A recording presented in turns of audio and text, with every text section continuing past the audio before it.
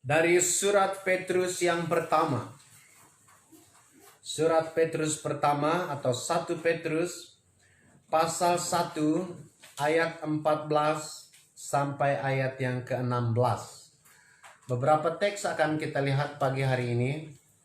Tapi kita memulainya dengan pembacaan dari 1 Petrus pasal 1 ayat 14 sampai ayat yang ke-16. Masih di tema kita pekan yang lalu, pekan yang lalu, karena hari Kamis kemarin itu adalah hari yang khusus, yaitu besar karena perbuatan baik, ya, keagungan hidup karena perbuatan baik. Kita melanjutkan itu pada seri kedua hari ini dalam 1 Petrus pasal pertama ayat 14 sampai ayat 16. Sekali lagi saya meminta jemaat Tuhan untuk bangkit berdiri. Dimanapun saudara berada, kita membaca Alkitab firman Allah dengan hormat. 1 Petrus 1 ayat 14 sampai ayat yang ke-16. Demikianlah firman Allah. 1, 2, 3. Hiduplah sebagai anak-anak yang taat, dan janganlah turuti hawa nafsu yang menguasai kamu pada waktu kebodohanmu. Tetapi hendaklah kamu menjadi kudus di dalam seluruh hidupmu, sama seperti Dia yang kudus, yang telah memanggil kamu, sebab ada tertulis, kuduslah kamu, sebab aku kudus. Amin. Puji Tuhan. Silakan duduk kembali. Sebagai review bagi kita atau sebagai ulangan bagi kita bahwa tema kita pagi hari ini adalah krusial atau penting dan mendesak. Oleh karena pertama, sebagai konfrontasi terhadap maraknya ajaran atau asumsi yang keliru atau sesat, ya, di luar Alkitab yang beredar di dalam gereja hari ini atau masyarakat kita hari ini. Ada yang berkata bahwa, atau dunia atau ada pengajar Alkitab yang berkata bahwa perbuatan baik Kristen itu dipentingkan juga untuk memelihara keselamatan yang dikerjakan oleh Kristus. Bahwa Kristus memang mengerjakan syarat keselamatan itu secara final melalui seluruh karyanya, berpuncak kepada kematian Kalvari dan kebangkitannya dari antara orang mati. Lalu ketika kita percaya kepadanya, maka memang saudara dibenarkan. Saudara dicatat oleh Allah dalam buku kehidupan Allah. Tetapi jika Anda tidak hidup di dalam konsekuensi logis dari kehidupan Anda sebagai seorang benar, maka Anda bisa kehilangan keselamatan. Artinya, mungkin saja bagi saya dan saudara yang hari ini adalah anak Allah mengakhiri kehidupan kita di dalam neraka. Ya. Nah, kemarin saya menjelaskan kepada kita dalam seri khotbah kita mengenai jagalah permusuhan. Saya menjelaskan bahwa keselamatan itu baik waktu kita memperolehnya, dan kemudian di dalam keselamatan ini hingga kita sampai pada kesempurnaan di depan, itu adalah pekerjaan 100% Allah. Masih ingat teks yang kita bahas, yaitu Efesus pasal 2 ayat 8 dan 9. Bahwa pekerjaan keselamatan itu melulu hanya pekerjaan Allah di dalam Kristus, karena memang hanya Dia yang mengerjakan itu. Kita sudah kehabisan atau kehilangan kapasitas untuk mencapai keselamatan. Saudara, ini adalah sebuah kebenaran. Mengapa? Karena Galatia pasal 1 ayat 6 sampai ayat yang ke-9, khususnya ayat 8 dan 9, Paulus berkata, sekalipun aku atau seorang malaikat dari sorga datang kepadamu dengan Injil yang berbeda dari yang sudah kamu terima, terkutuklah dia. Sekali lagi kukatakan, kata Paulus dalam ayat yang ke-29, jika ada pengajaran tambahan yang berbeda dengan Injil yang sudah mereka terima, Paulus berkata di situ, terkutuklah ia. Apa yang dimaksudkan oleh Paulus dalam Galatia 1 ayat 6 sampai 9 itu?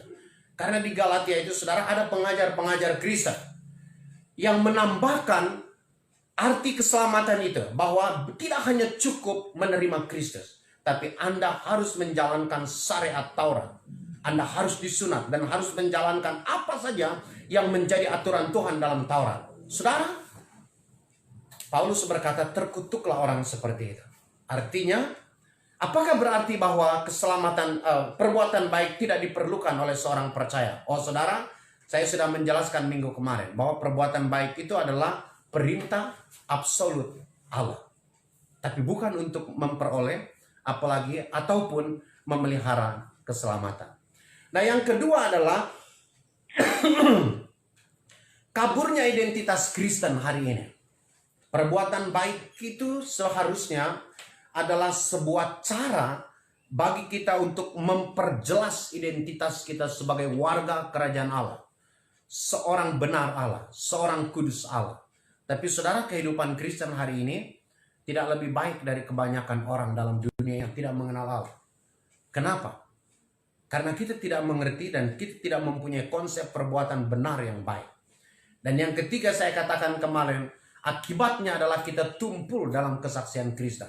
Saudara tahu, berkali-kali saya katakan kepada kita, Alkitab berkata bahwa waktu kita menerima Kristus sebagai Tuhan dan Juru Selamat hidup kita, kedudukan kita sebagai anak dan ahli waris Allah itu adalah final. Artinya bahwa kita akan hidup bersama-sama dengan Allah secara pasti di sorga. Tapi pertanyaannya adalah kenapa kita masih ada dalam dunia ini? Nah, itu kepentingan perbuatan baik. Alkitab berkata supaya kita menjadi agen keselamatan. Supaya kita menjadi agen transformasi dunia ini. Hari ini bagi generasi kita. Jadi saudara tahu, dunia hari ini bergantung kepada saya dan saudara.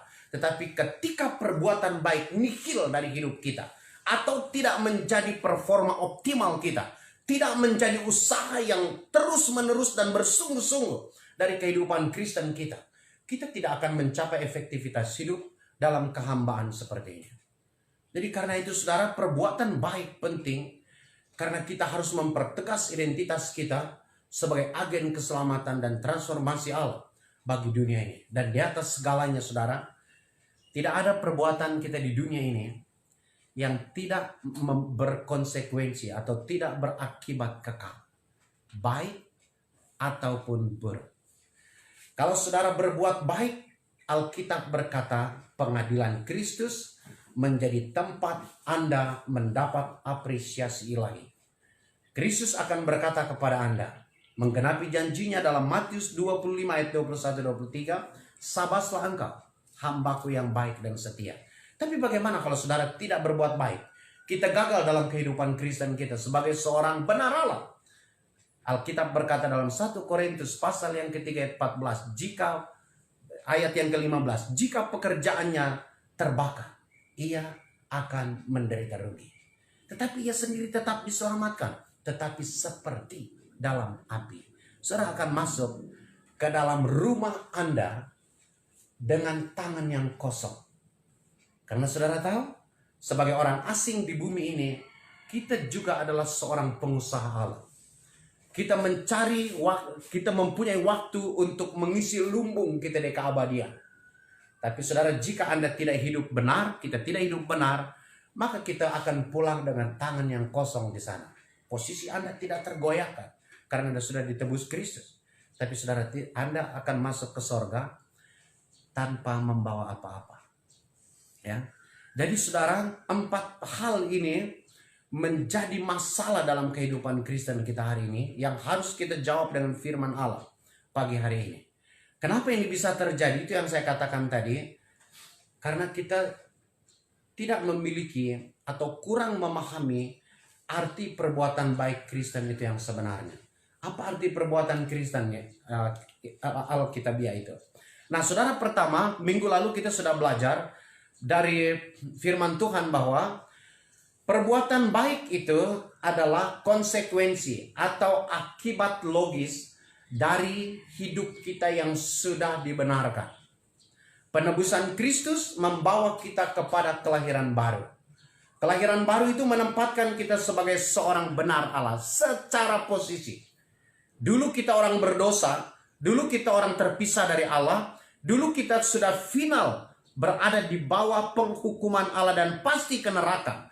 Tetapi ketika kita mengangkat wajah kita Kristus dan berkata, Yesus, aku percaya kepadamu, saat itu Allah melahirbarukan kita.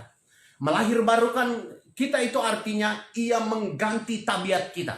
Tabiat dosa itu diganti dengan tabiat kebenaran Allah. Itu sebabnya kita disebut sebagai orang benar Allah.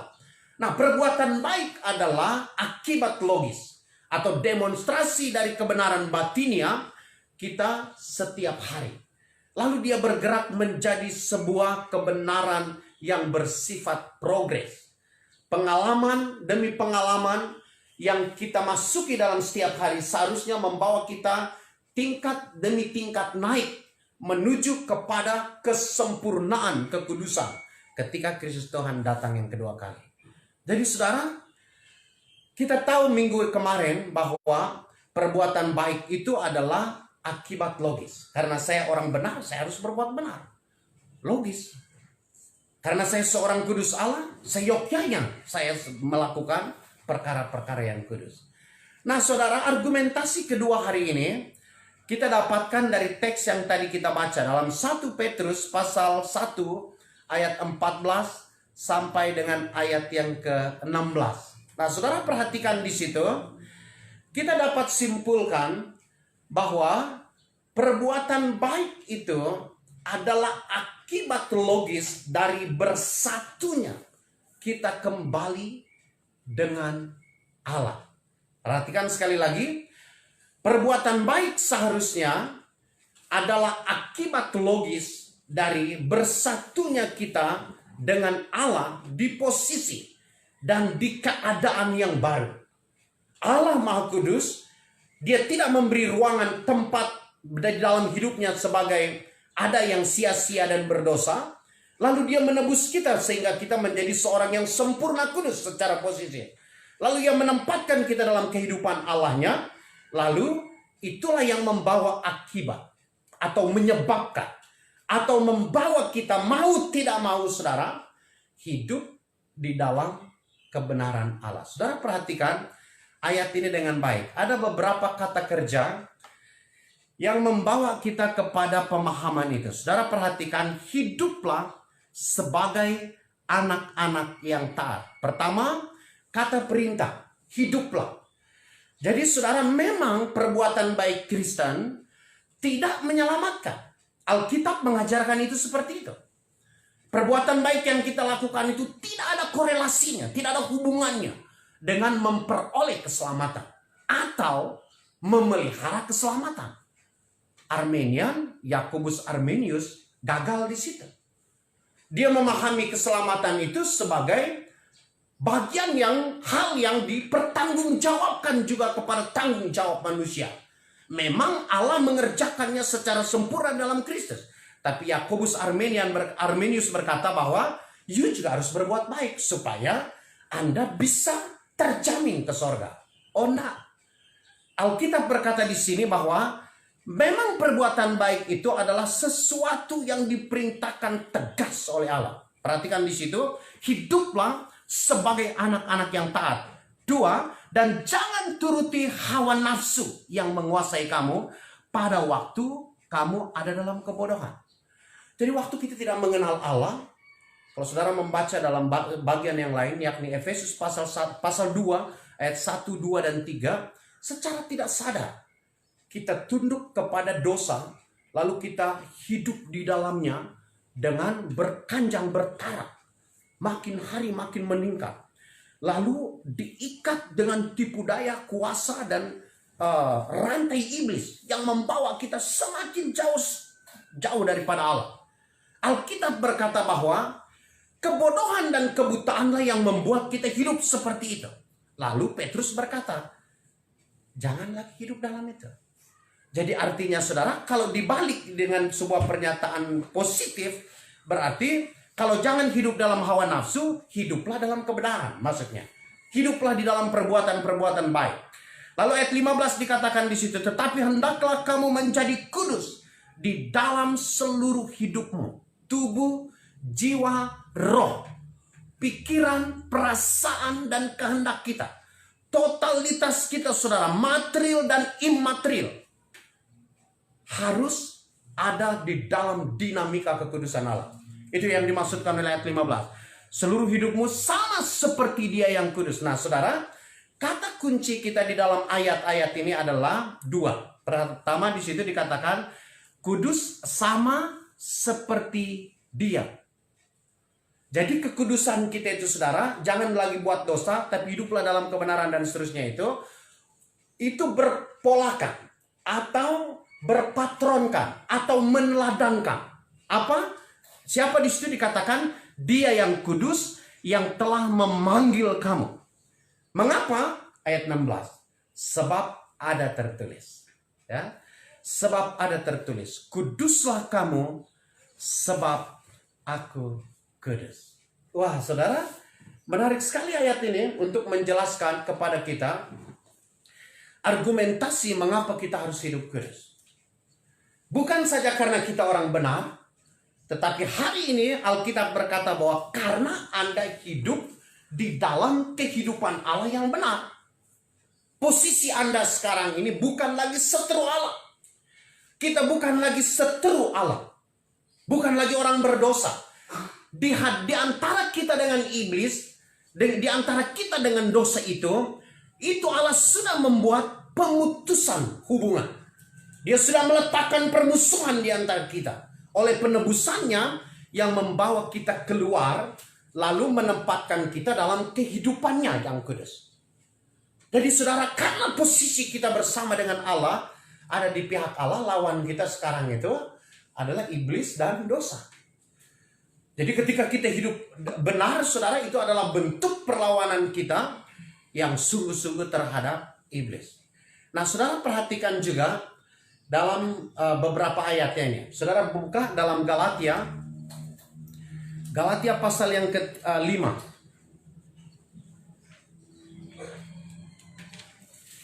Buka dalam Galatia pasal yang ke-5.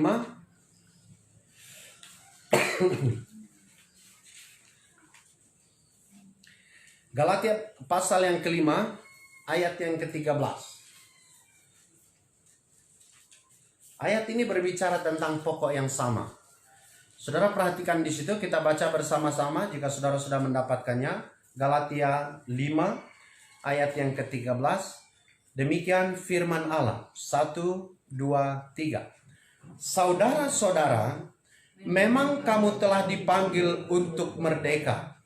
Tetapi janganlah kamu mempergunakan kemerdekaan itu sebagai kesempatan untuk kehidupan dalam dosa, melainkan layanilah seorang akan yang lain oleh kasih.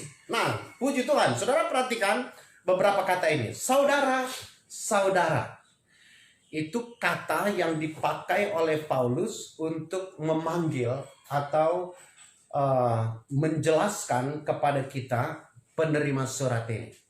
Kalau saudara mundur ke belakang, ini berbicara tentang orang-orang benar di Galatia. Nah, saudara dikatakan di situ mereka bersaudara. Kata aslinya ini adalah menunjukkan bahwa mereka bersaudara sekandung. Apa argumentasinya? Kalau misalnya Paulus berkata kepada kita hari ini saudara-saudara sekandung. Atau saya berkata kepada saudara-saudara dimanapun saudara. Kita macam-macam suku dari Indonesia ini. Kalau saya berkata saudara-saudaraku yang kekasih. Seperti ayat ini. Apa argumentasinya? Kalau saudara mundur dari kitab yang sama. Pasal yang keempat. Ayat 4 sampai ayat yang kelima. Basis dari atau dasar dari kesekandungan kita itu adalah. Kelahiran yang tunggal. Yang dikerjakan oleh Roh Kudus di dalam hidup kita. Waktu kita percaya kepada Tuhan. Nah, dikatakan di sini. Karena keadaan itu dikatakan memang kamu telah dipanggil untuk merdeka. Artinya saudara, kita memang orang merdeka. Kata memang di situ adalah sebuah kata yang menegaskan sebuah faktualitas keadaan. Bahwa kemerdekaan itu adalah fakta yang sedang berlangsung. Benar-benar ada. Ini boleh dikatakan sebagai sebuah kata yang menjelaskan bahwa kemerdekaan itu adalah sebuah aksioma. Aksioma itu adalah sebuah kebenaran yang gak perlu dibuktikan. Artinya kalau Anda percaya Yesus, Anda benar. Itu gak perlu dibuktikan. Mengapa? Karena waktu kita percaya kepada Yesus, maka seluruh keberadaan Kristus. lengkap dengan seluruh konten, isi, maksud, misi, pekerjaan Kristus itu diletakkan oleh Allah di sini. Misalnya, seharusnya saya dan saudara yang jadi bulan-bulanan oleh penguasa di Getsemani. Saya dan saudara yang seharusnya mendapat tuduhan telah melakukan segala dosa dalam dunia ini. Ada 20 istilah dosa di dalam Alkitab kita. Dan itu semua dituduhkan oleh orang kepada Kristus. Seharusnya saudara, saya yang dapat itu. Anda yang dapat itu. Lalu akibatnya adalah kita mengalami aniaya yang berpuncak pada salib. Kita yang seharusnya teriak, Bapa, mengapa engkau meninggalkan aku? Karena Allah meninggalkan kita sambil menuangkan murka di atas kita. Seharusnya Bapak Ibu, saya yang teriak begitu, Anda yang berteriak begitu. Lalu kita mati. Tapi saudara, pertanyaan saya, apakah saudara pernah mengalami pengalaman itu? Secara fisik? Gak pernah saudara. Kita tidak pernah mengalaminya karena Kristus menjalani semua jalan kesukaran itu, jalan kematian itu untuk menggantikan saya dan saudara. Dia menggeser kita lalu mengambil tempat kita. Sehingga murka Allah yang dituangkan itu tidak jatuh di atas saya dan saudara. Ia jatuh pada Kristus Tuhan. Nah, waktu kita menerima Kristus, Alkitab berkata dalam pasal 4 ayat 4 sampai yang kelima itu, seluruh manfaat dari karya keselamatan Kristus itu diletakkan menjadi nilai hidup kita. Alkitab menyimpulkannya di bagian ini sebagai seorang merdeka.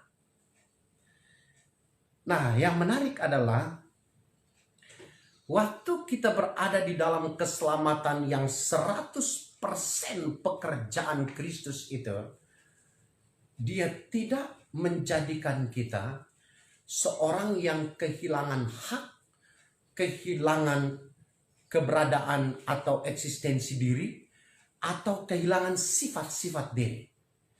Salah satu yang dibicarakan di sini adalah kebebasan kita. Pikiran kita dan lain sebagainya. Saudara berhak berkata-kata, saudara berhak berpikir dan seterusnya.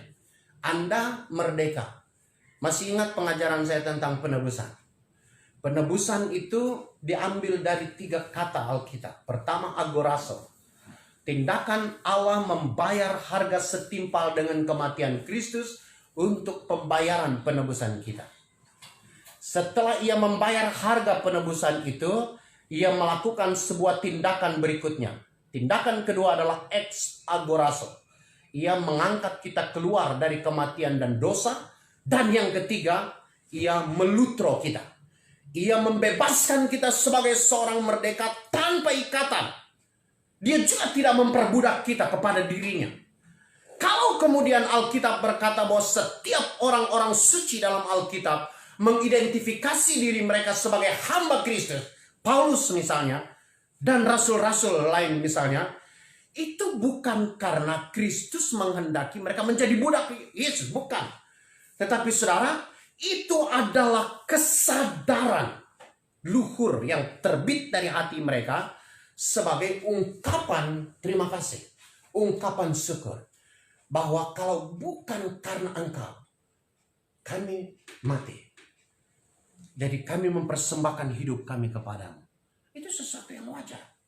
Dalam kehidupan kita setiap hari, apakah ada orang yang meminta kita untuk berkata terima kasih, melipat kedua tangan kita dan menundukkan badan kita, mengucapkan terima kasih yang sangat kepada setiap orang yang berbuat baik kepada kita? Tidak. Keluhuran yang ada di hati kita mendorong dan menggerakkan tubuh kita, menggerakkan mulut kita berucap terima kasih.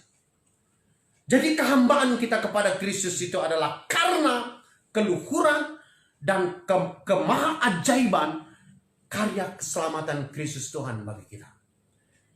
Dan saudara, dalam keadaan itulah kalimat ini berkata, tetapi janganlah kamu mempergunakan kemerdekaan itu sebagai kesempatan untuk hidup di dalam dosa. Jadi saudara, kebenaran kita itu tidak boleh lagi kita hidupkan di dalam natur yang berlawanan dengan keadaannya sekarang. Kembali ke dalam dosa, gitu. Kembali ke dalam kebebasan yang tidak bertanggung jawab. Nggak boleh. Wah, kenapa Tuhan berkata begini? Karena saudara, pertama, ada memang orang yang secara sengaja menyalahgunakan kemerdekaan Kristus yang final satu kali untuk selama-lamanya itu. Seorang teman saya, dia lulusan sarjana teologi. Dia sarjana teologi ya tepatnya.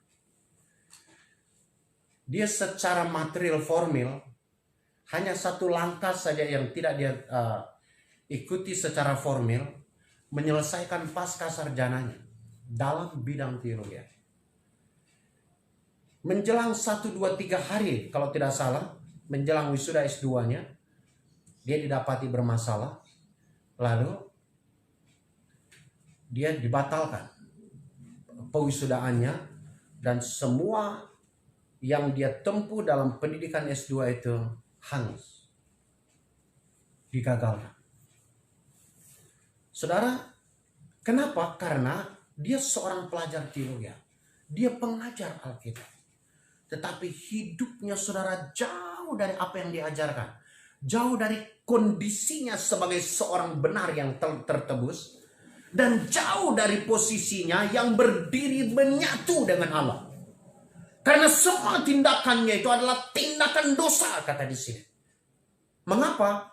Karena dia bilang begini, apakah dia berkelakar atau bagaimana?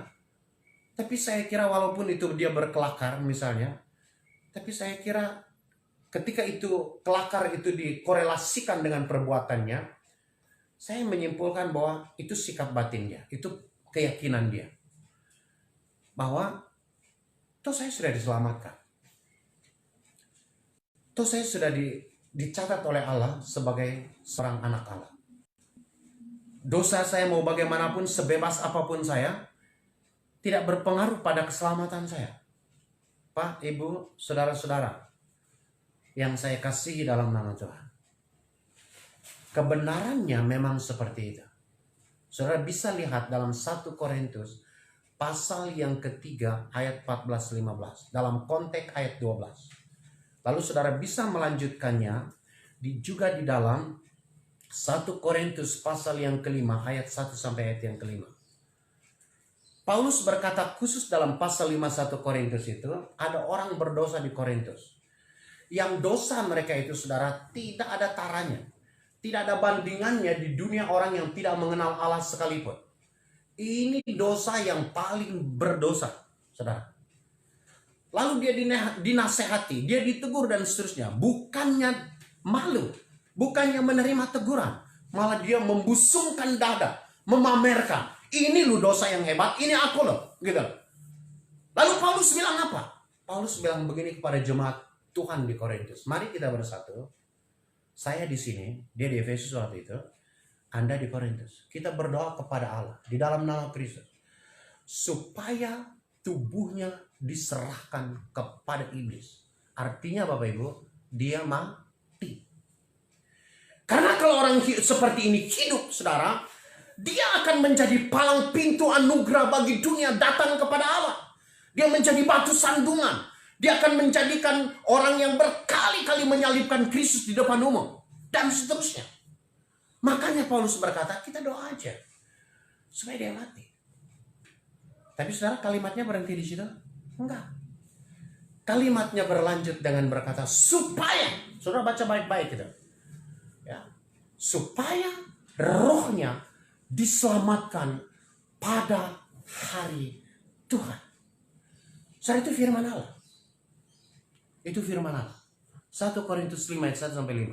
Khusus ayat 5 dan 6. Saudara baca di situ.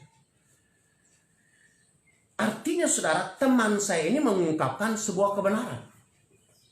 Tapi saudara, saya mau bertanya kepada saudara. Apakah itu gaya hidup seseorang yang otaknya, hatinya, hidupnya sudah diperbaharui? Orang yang hampir mati. kita ini kan, ketika kita tidak percaya kepada Kristus, sebelum kita percaya kepada Kristus, Yesus berkata, mulut Kristus pencipta kita itu berkata, dalam Injil Yohanes 3:18, kalau kamu tidak percaya kepada nama anak Allah, kamu sudah ada di bawah penghukuman Allah. Itu adalah sebuah keadaan yang faktual dan berdiri di atas ketetapan hukum Allah. Bahwa setiap orang tanpa Kristus pasti akan neraka. Lalu kemudian, dan kita tidak bisa berkelit dari keadaan itu. Saya sudah menjelaskan itu kepada kita. Dalam 4 sesi atau seri khotbah saya dari Kejadian pasal yang ketiga. Betapa absolut mutlaknya manusia tidak dapat keluar dari neraka itu tanpa intervensi pencipta. Lalu pencipta Anda itu sekonyong-konyong datang lalu menyelamatkan Anda. Bodoh, saudara, bodoh. Kalau saya orang yang paling kurang ajar. Kalau saya tidak menunjukkan sikap hidup dan benak yang benar dan beretika bersantun kepada Dia. Itu yang dimaksudkan oleh Galatia 5 ayat yang ke-13 ini. Memang kamu sudah merdeka. Memang kemerdekaan itu tidak dapat lagi dibatalkan. Tetapi jangan menggunakan itu sebagai kesempatan. Saudara, kata kesempatan ini menarik sekali dalam bahasa aslinya.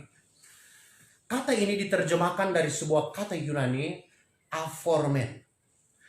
Aphormen itu adalah, terjemahan sederhananya adalah pangkalan perencanaan militer.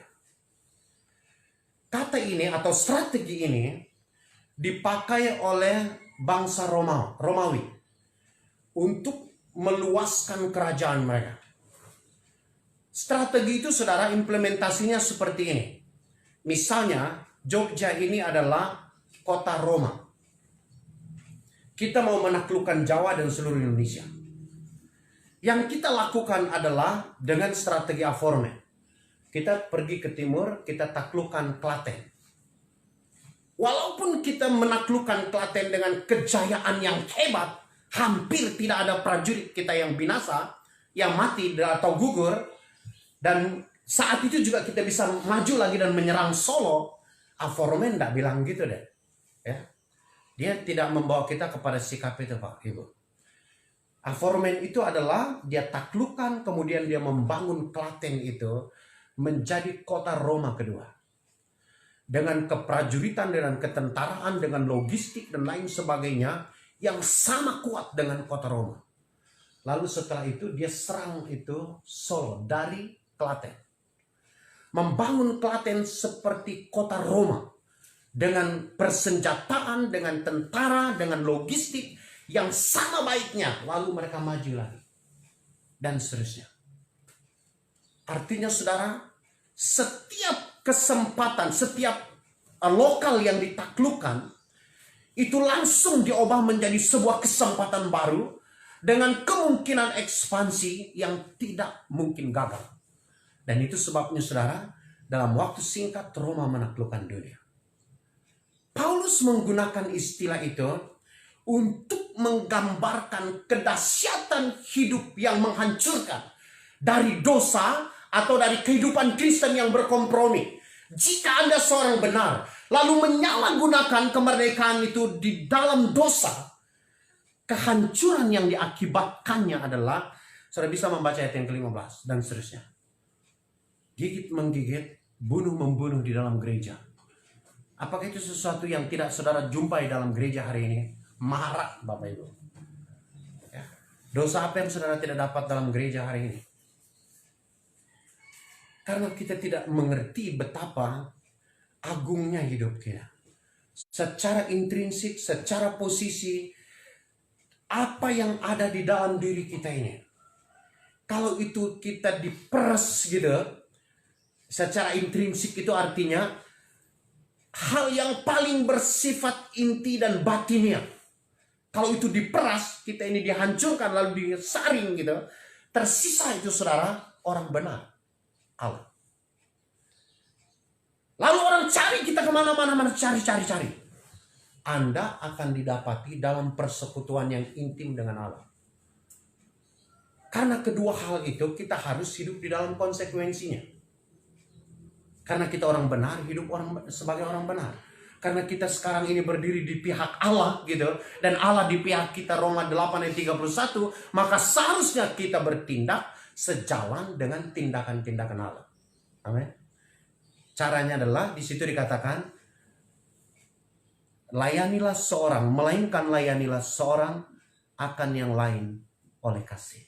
Saling memberi dengan kasih yang menghidupkan. Kasih itu saudara definisinya sederhana aja. Tindakan yang menguntungkan orang lain.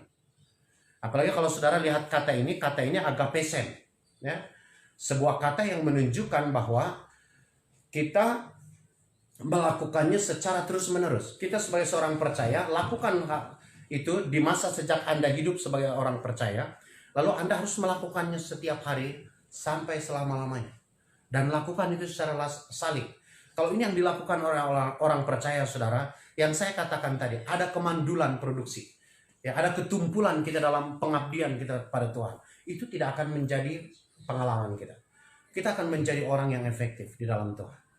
Amin. Nah, saudara lihat ayat yang terakhir. Efesus. Itu maju satu ayat ya. Efesus pasal yang keempat.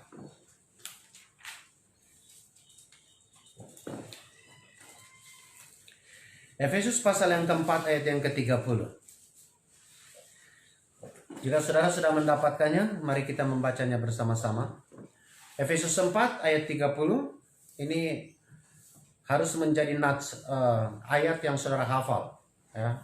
Menjadi nats klasik dalam diri saudara untuk mendorong kita ada di dalam sebuah sikap kejuangan di dalam kekudusan yang tetap meningkat dari hari ke hari.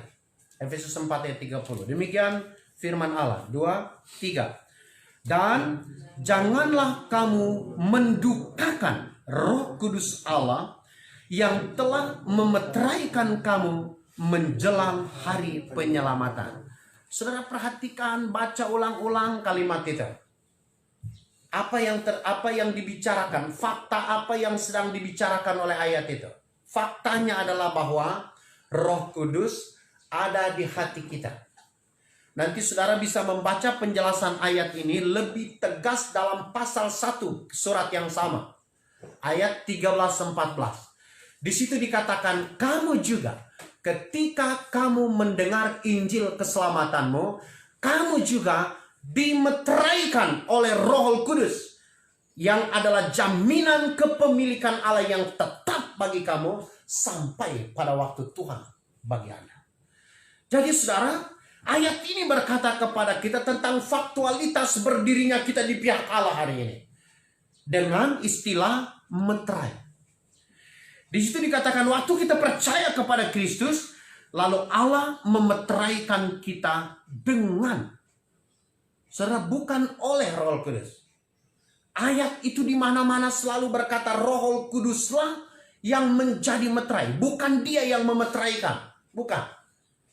Tapi dirinya yang menjadi meterai. Meterai itu apa, saudara? Tanda legal atau tanda sah.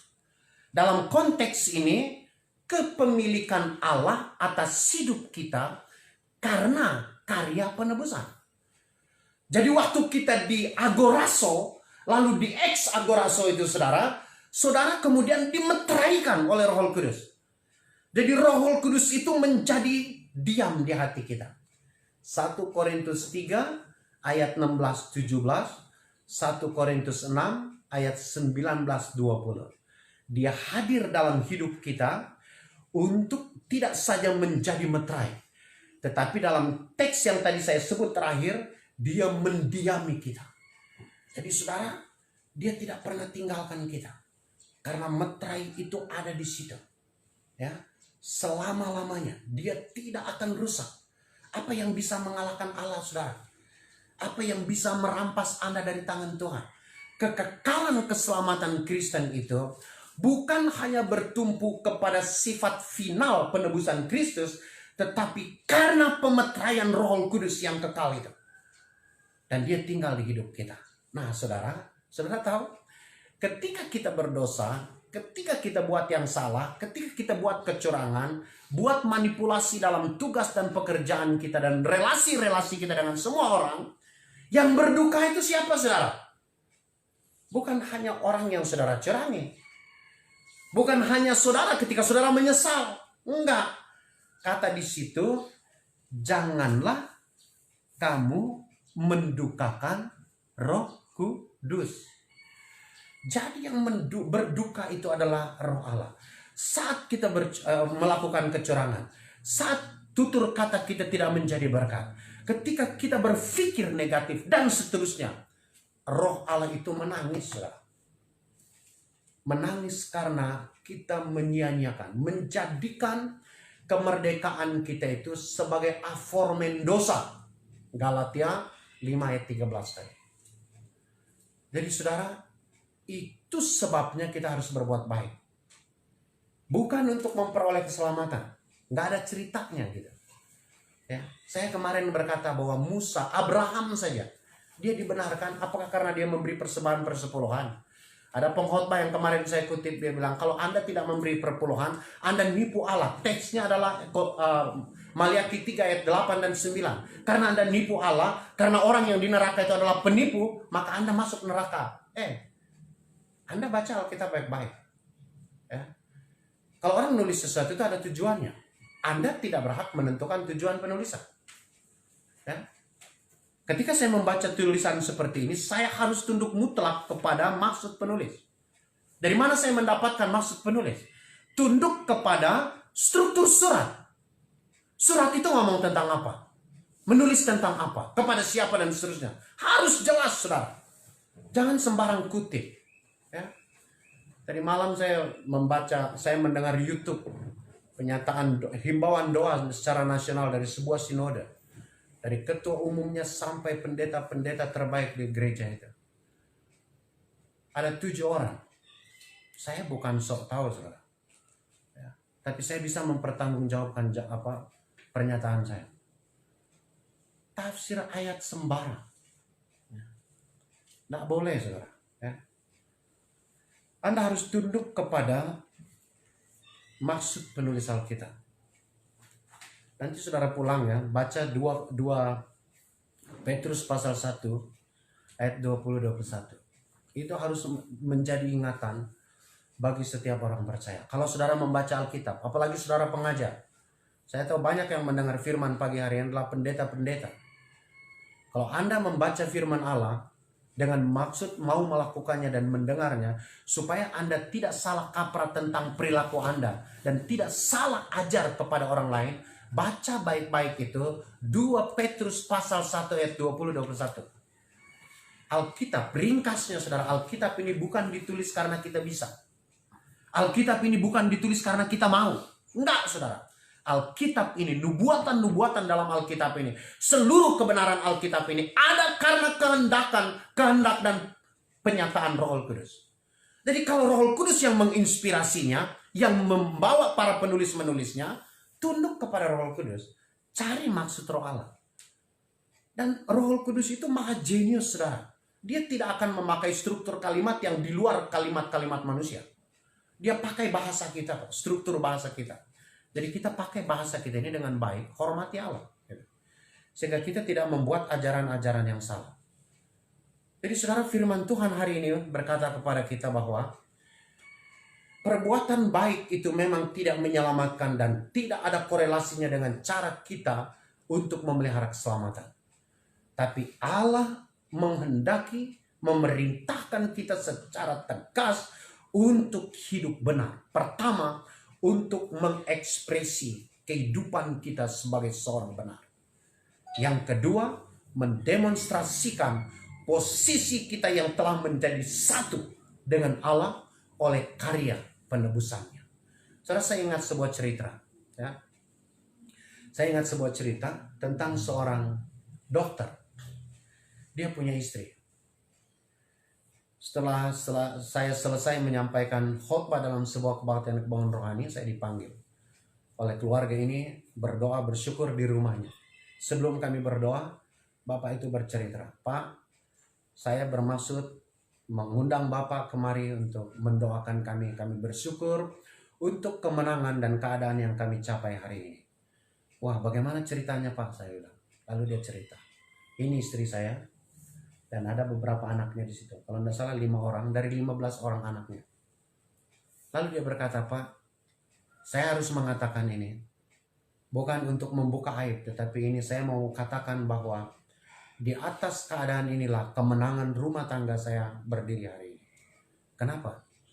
15 anak saya ini bukan anak saya dari istri saya. 15 orang ini, anak ini adalah anak istri saya dengan pria-pria di luar sana.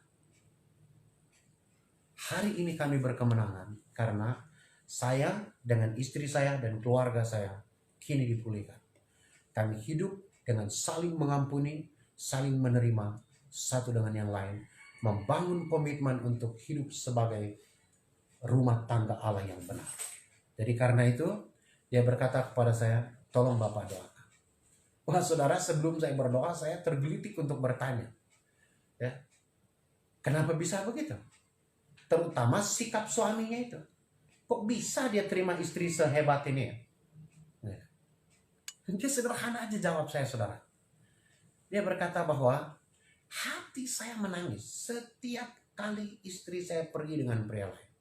Saya berduka cita. Saya datang kepada Tuhan dan saya minta tolong kepada Tuhan. Lalu Tuhan mengingatkan kepada saya, teruslah berdoa karena wanita itu dalam pelukan pria yang itu, itu dan seterusnya, itu adalah istrimu. Wah, saudara tahu istri? Istri itu adalah pasangan yang dipersatukan kepada kita dengan tidak ada yang dapat memisahkan, termasuk perselingkuhan, dosa dan lain sebagainya di dalam kekristenan kita. Hanya kematian yang dapat memisahkan suami istri. Wah, saya berkata bahwa hebat sekali Bapak ini. Agung sekali hidupnya. Dia dapat mendemonstrasikan keagungan pengampunan Kristus Tuhan. Yang berkata, Bapa ampuni mereka ini karena mereka tidak tahu apa yang mereka sedang buat. Luar biasa. Tapi saudara, saya tanya kepada Bapak itu, Pak, apakah selama itu Bapak nggak sakit hati? Saya sakit, Pak. Saya sakit, sangat sakit. Saya berkali-kali nangis. Hampir sepanjang hidup saya menangis. Saudara tahu? Anda tidak akan dibuang oleh Allah karena Anda teknon Allah. Yohanes 1 ayat 12. Teknon itu saudara artinya anak kandung Allah, hasil dari kelahiran langsung yang dikerjakan oleh Allah dalam hidup kita waktu kita percaya Yesus. Bukan hanya teknon. Kalau saudara membaca di dalam Galatia pasal yang keempat ayat 6 dan 7, teknon itu kemudian dipromosi dalam sidang hukum Allah. Kita diangkat dari teknon menjadi huios. Huios itu apa saudara?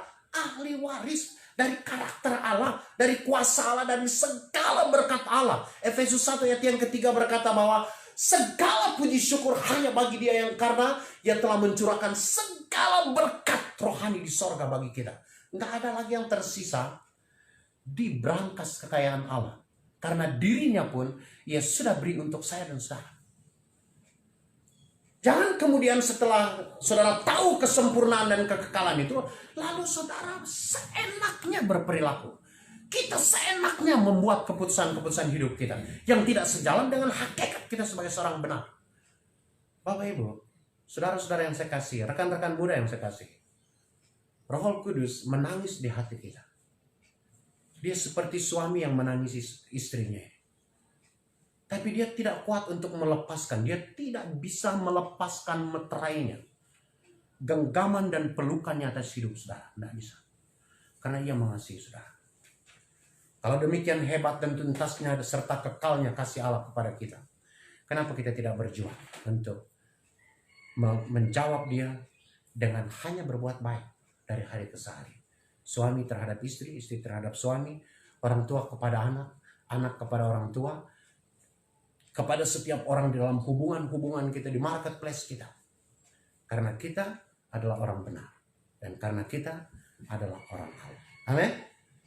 Amin. Kita berdoa.